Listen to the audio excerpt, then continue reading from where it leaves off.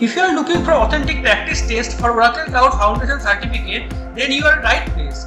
If you follow all the videos of this series, I guarantee you would comfortably pass the exam with more than 80 marks. I highly recommend you to watch each part at least twice and pause the video and try to answer the question by your own. We also have comprehensive study material specially created for you for this exam.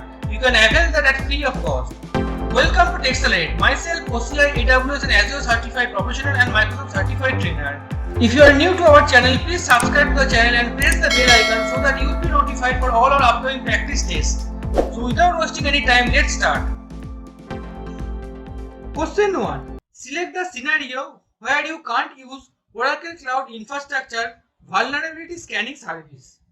Options are A. Cross-site scripting, option B.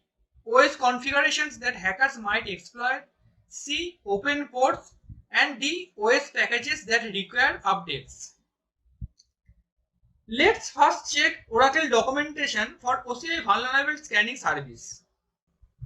So what is Oracle Cloud Infrastructure Vulnerability Scanning? Oracle Cloud Infrastructure Vulnerability Scanning Service eliminates risk from new unpatched vulnerabilities and open ports by assessing and monitoring cloud hosts. Now coming back to our options, remember we have to select the scenario where we can't use OCI Vulnerability Scanning Service. Option A, cross-site scripting. This is correct as this does not provide by OCI Vulnerability Scanning Service. We need to use Web Application Firewall for this. B, OS configurations that hackers might exploit. This is incorrect choice as OCI Vulnerability Scanning Service does monitor OS configurations that hackers might exploit. C, open ports. Yes, we just saw that OCI Vulnerability Scanning Service monitor open ports. So this is also incorrect choice. Option D is also incorrect as this is also supported by OCI Vulnerability Scanning Service. So the correct option is option A.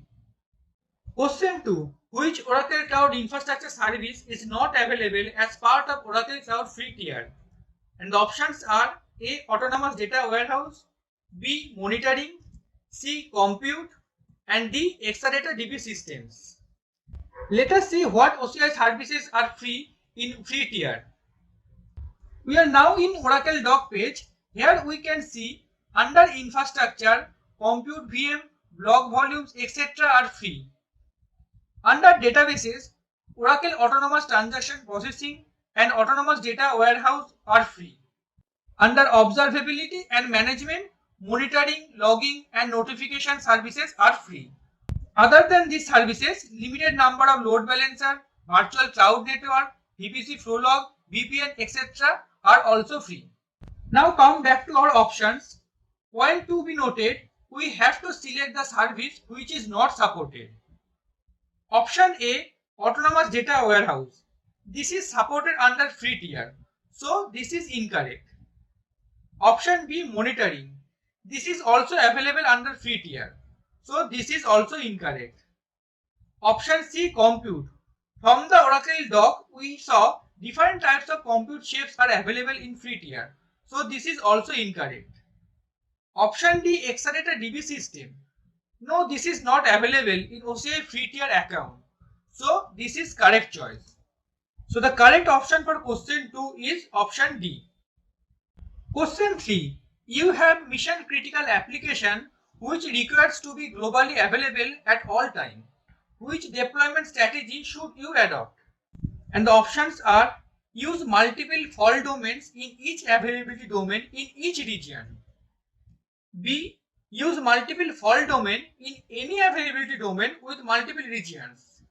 C. Use multiple availability domain in one region. And D. Use multiple fault domains in one region. Let's first understand what is availability domain and what is fault domain. Availability domain are isolated from each other, fault tolerant and very unlikely to fail simultaneously as these do not share infrastructure such as power or cooling with each other. On the other hand, fault domain is a grouping of hardware and infrastructure within an availability domain. If you want to know more about availability domain and fault domain, you can check out our study material video. Coming back to the options we have. Option A, multiple fault domains in each availability domain in each region. This would provide highly available architecture. So this is correct. Option B is incorrect as it is mentioned any availability domain. So any issue with that particular availability domain will impact application performance. Option C is also incorrect due to one region. If that particular region goes down, then complete application will be unavailable. Option D is also incorrect for the same reason as option C, single region.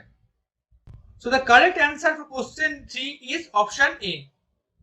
Question 4. Which statement correctly describes Oracle Cloud Manageability SLA?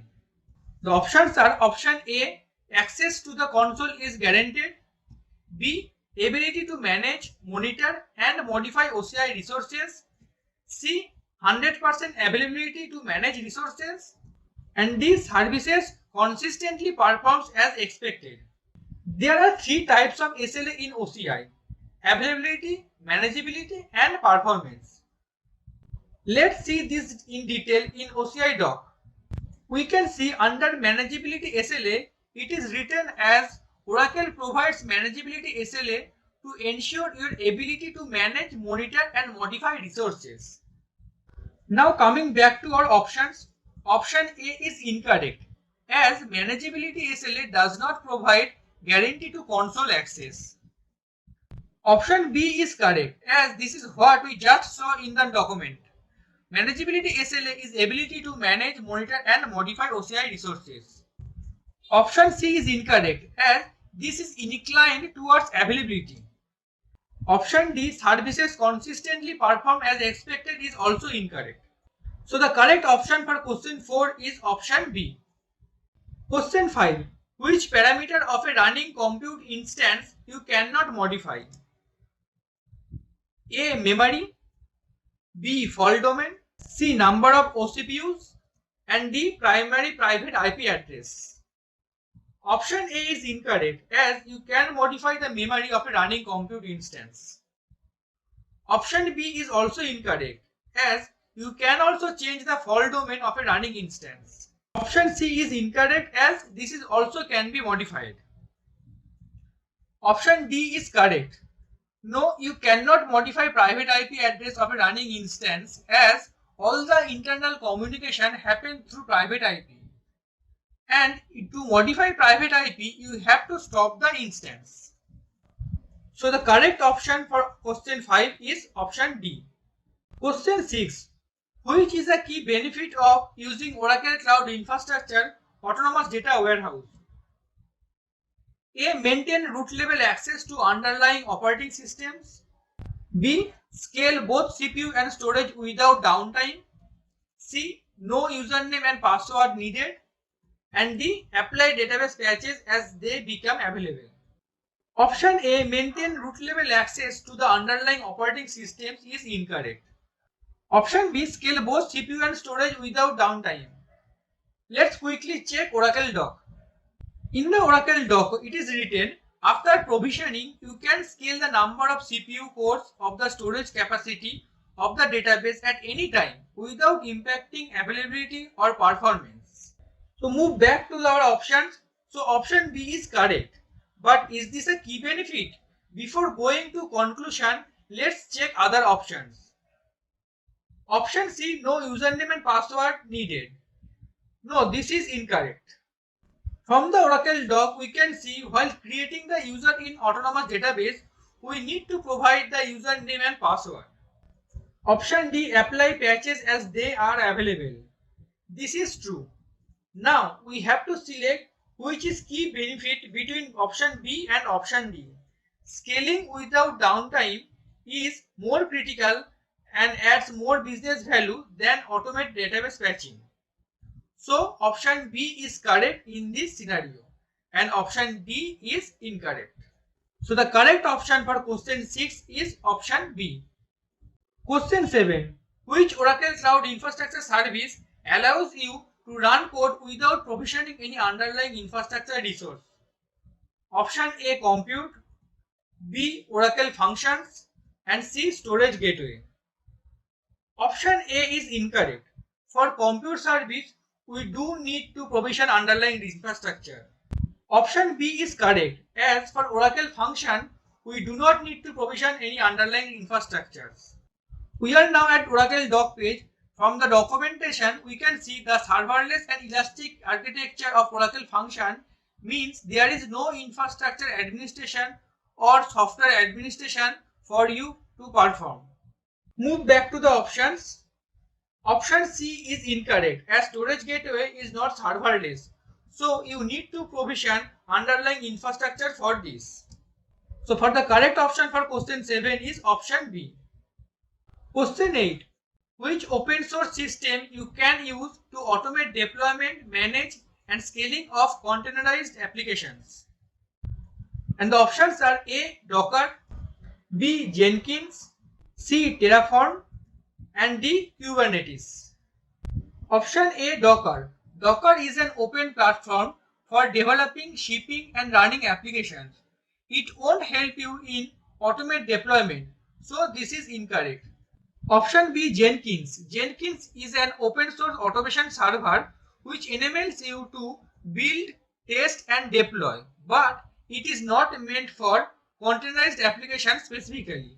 So this is incorrect. Option C, Terraform.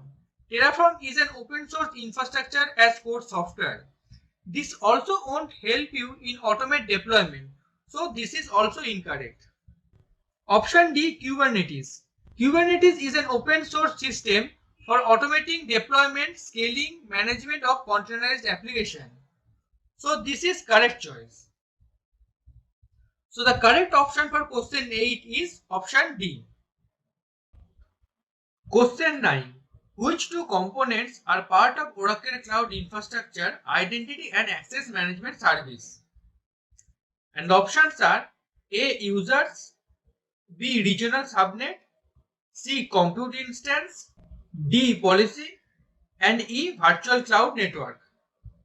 Let's see the list of identity and access management services in OCI. Under components of IAM, you can see resource, user, group, dynamic group, network source, compartment, tenancy, policy, home region, federation, etc. are available. Back to our options. Option A, user. This is correct. User, group, roles, etc. are identity and access management services in OCI. Option B, regional subnet. Subnet is networking service, not identity and access management service. So this is incorrect. Option C, compute instance. Compute instance is compute service, not identity and access management service.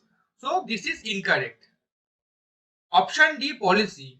Yes, this is correct. Policy belongs to identity and access management, and you can create policy to restrict user access. Option E, virtual cloud network. This is incorrect as virtual cloud network is networking service, not identity and access management service. So the correct options for question 9 are option A and option D. Question 10. Which two features can be used to manage cost in Oracle Cloud Infrastructure tenancy? And the options are A, compartment quotas, B, budget, C, service logs and D, health checks. Let's check Oracle doc for this. Under defined budget, you can see a budget can be used to set soft limits on your actual Oracle Cloud Infrastructure spending or forecast of spending. And budgets are set on cost tracking tag and on compartments. Back to the options. Option A, compartment quotas. This is correct as we just saw we can filter and manage cost by compartment. Option B, budget. This is also correct. We can define budget to manage cost. Option C, service logs. No, we can't use service logs to manage cost. So this is incorrect. Option D, health checks. Option D, health checks also can't be used to manage cost. So this is also incorrect. So the correct options for question 10 are option A and option B. Question 11. Which statement is not true about Oracle Cloud Infrastructure Block Volume Service? And the options are A. You can clone an existing block volume to a new larger volume. B. You can expand an existing block volume in place with online resizing. C. You can increase the size of a block volume. And D. You can decrease the size of a block volume. Now analyze the options. Option A. You can clone an existing block volume to a new and larger volume. Yes, this is true for OCI block volume. But the question asked to select which is not. So this is incorrect choice. Option B. You can expand an existing block volume in place with online resizing. Yes, this is also true for block volume. So this is incorrect choice. Option C. You can increase the size of a block volume. Yes, you can increase the size of a block volume in online or offline both ways. So this is incorrect. Option D. You can decrease the size of a block volume. No, you cannot. You can only increase, not decrease. So this is correct choice. So the correct option for question 11 is option D. Question 12. An online portal needs to be redesigned to a microservice based architecture using Docker containers. Which service can you use to deploy containers on Oracle Cloud Infrastructure? And the options are A. Streaming service, B. API gateway, C. File storage service, D. Container engine for Kubernetes. Now analyze the options. Option A. Streaming service. Streaming service provides a fully managed, scalable and durable solution for ingesting and consuming high volume data stream in real time. You can use streaming service where you need to produce and process data continually and sequentially. This is not related to container based application. So this is incorrect. Option B. API gateway. With this, you can create one or more API gateways in a regional subnet to process traffic from API clients and route it back to end services. This is not relevant for the scenario mentioned in the question, so this is incorrect. Option C. File storage service. File storage is file-based solution. This won't help you in deploying container, so this is also incorrect. Option D. Container engine for Kubernetes. This is actually required to deploy any container-based application in OCI. Let's see the document for container engine for Kubernetes. As per the document, Oracle Cloud Infrastructure Container Engine for Kubernetes is a fully managed, scalable and highly available service that you can use to deploy your containerized application to the cloud. So option D is correct. So the correct option for question 12 is option D.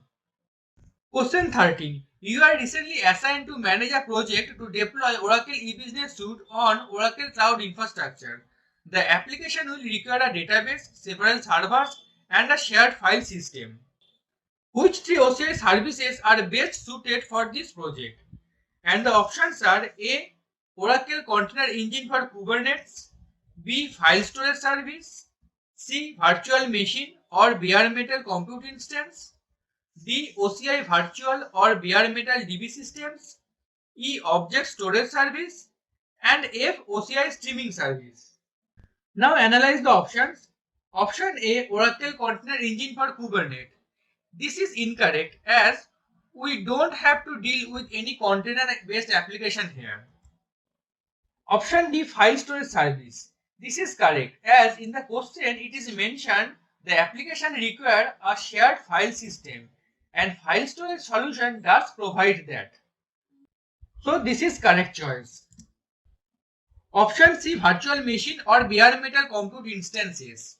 We can use this as the application stated in the question does require several servers. So this is correct. Option D. OCI Virtual or Bare Metal DB system. This can be used as a database solution for the application. So this is correct. Option E, object storage service. As object storage service does not provide shared file system access, so this is incorrect. Option F, OCI streaming service. This is incorrect as application mentioned in the question is not a streaming application. So the correct options for question 13 are option B, option C and option D. Question 14. How will you configure high availability for an application in an Oracle Cloud Infrastructure region with a single availability domain? And the options are A, divide region into multiple subregions. B, set up your application across multiple virtual cloud network. C, set up your application across multiple compartments. D, set up your application across multiple availability domains. Before analyze the options, keep a note that whenever we need high availability in OCI, we have to think for availability domain and fault domain. Now coming to the option A, divide region into multiple subregion. This is not true for OCI, so this is incorrect. Option B, set up your application across multiple virtual cloud network. This won't increase your availability. Option B, set up your application across multiple virtual cloud network. This won't increase availability. So this is also incorrect. Option C, set up your application across multiple compartments. Compartment is logical unit for group of resources. It won't help you to achieve high availability. So this is incorrect. Option D, set up your application across multiple availability domain. Yes, this can be done. As availability domain don't share physical infrastructure, so a failure that impacts one availability domain is unlikely to impact the others. This way, you can achieve high availability. So this is correct. Let's refer one blog post to see this in action. In the diagram, we can see there is one region, and within that region there are two availability domains, availability domain 1 and availability domain 2. Within each availability domain, there are public load balancer, web server, private load balancer, etc. So in this way, we can create one region, and within that region, with the help of availability domain, we can achieve high availability. Question 15. According to standard security model, which two are Oracle's responsibilities in Oracle Cloud Infrastructure? And the options are option A, customer data, B, object storage data security, C, virtual machine hypervisor, D, network security, and E, physical security of OCI data center. Now analyze the options. Option A, customer data. This is customer's responsibility.